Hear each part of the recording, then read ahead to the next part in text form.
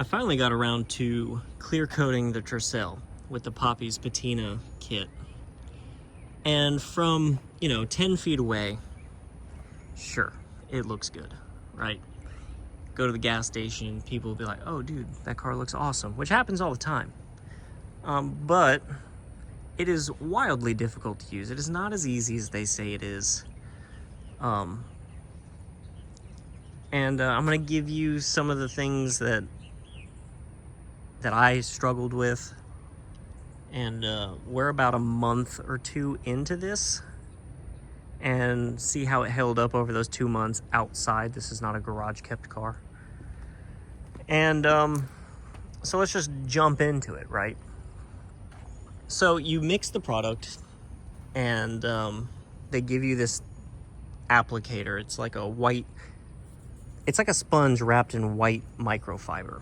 Okay, and they tell you to blow the microfiber parts off of it so you don't have any lint or fuzz in it, and then you should be good to go after that. And then they say to dip it and then wipe it on, and overlapping each other if you can. Because I did this in the garage, the light sucked, so I couldn't really see what I was doing. But regardless of that, it's super streaky. So like on my roof, you can see where I got, where I didn't. And aside from not having the light, as soon as this clear coat hits the body of the car and you wipe it, by the time you make it to about here on the way back, the part that you've wiped is already super sticky and super tacky, and it grabs the cloth and then you smear it. And so you really can't overlap like they say you can. So you kind of just have to go with it, and you end up with streaks. Okay, and it's not a huge deal because you can apply another coat. But if you can see how streaky it is now, it was not this streaky a month ago when I did it. Like, all of this is new. This streak is new. That was there. That was pretty much the only real big streak I had on the whole car. And there was a spot I missed somewhere right here. And you can see I missed that, which isn't a huge ordeal. I can live with that. Now, remember when I said it gets tacky real quick, and you're left with these smears, okay?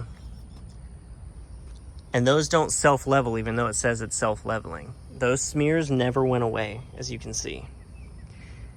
Now, as you continue doing this, the applicator they give you starts to break down. And if you look in my door, I have got lint from the applicator, and it's super, super streaky. Like you can hear that. Like that's a piece of fuzz from 2 months ago, and it's like in the paint.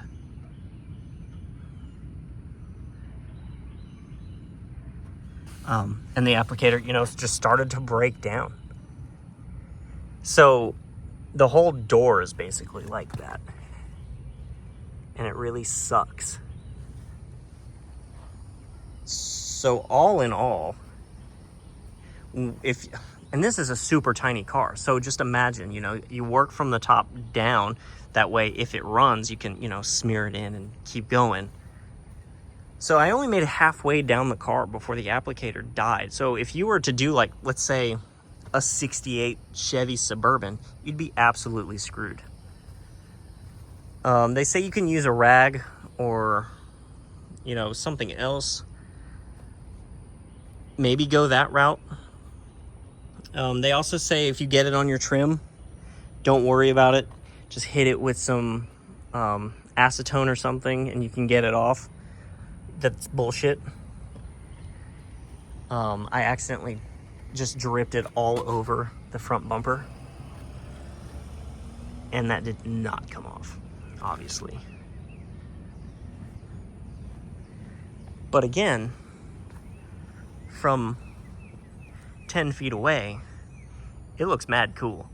Am I mad about the streaking and stuff on this? No. You know, this was a car I drug out of the woods. It looks cool, just how it is. The paint on the hood was already absolutely garbage. This has nothing to do with the Poppy's patina. The paint was already just absolutely hammered. You can, I don't know if we can zoom in on that. Also, I got the new iPhone 16 Pro Max or whatever, so this is my first time filming that. So if this turns out crappy, my bad. I don't know what's going on.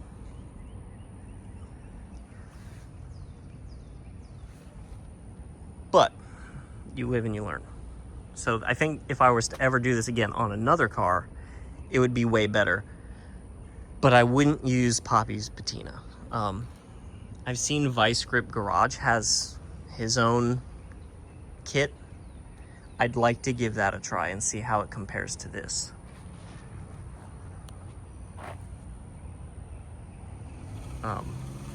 So yeah, that's just the update on one, the Tercel, because I don't think anybody's seen that in a while. And two, the Poppy's patina, which is not sponsored. They did not send me that for free. We bought that out of our own pocket.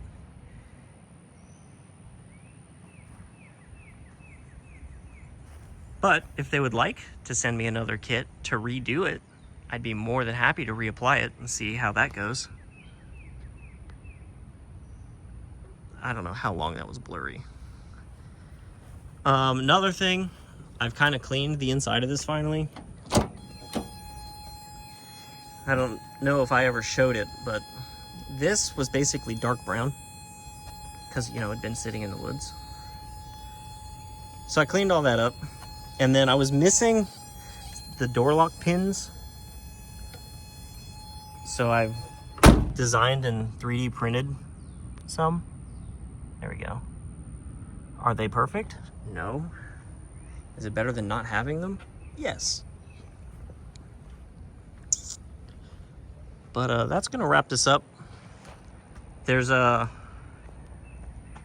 Starlet is in there. Hopefully I'm gonna have a new video on that tomorrow. Nothing's changed with the Corolla, and nothing's changed with the wagon. GX is the same, Yaris is the same. I sold my Matrix, and I sold the Celica. I don't know if anybody saw the Celica, but I bought that car to flip anyway. Needed a head gasket, so I did that. But anywho, I will see you at the next video.